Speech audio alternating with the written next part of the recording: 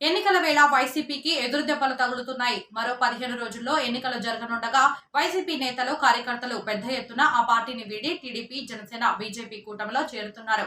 వైఎస్ఆర్సీపీ ప్రభుత్వ అరాచకాలు, వైఫల్యాలను ప్రజల్లో ఎండగడుతూ కూటమి అభ్యర్థులు ఓట్లు అభ్యర్థిస్తుండటంతో ప్రజల్లో విశేష స్పందన లభిస్తోంది. దీంతో వైసీపీలో ఉండి నిండా మునగడం కంటే కూటమిలో చేరడం మంచిదని భావించిన వైసీపీ శ్రేణులు టీడీపీ, జనసేన, బీజేపీలకు జై కొడుతున్నారు. రాష్ట్రంలో స్పష్టంగా కూటమికి సానుకూల పవనాలు వీస్తున్న నేపథ్యంలో రాబోయే రోజుల్లో వైసీపీ నుంచి వలసలు మరింత పెరిగే అవకాశం ఉందని తెలుస్తోంది. దాంతో పాటు స్థానిక వైసీపీ నేతల తీరు పట్ల విసుగు చెందిన పార్టీ శ్రేణులు మూకుమ్మడిగా పార్టీని వీడి సంకీర్ణ కూటమిలో చేరుతున్నారు.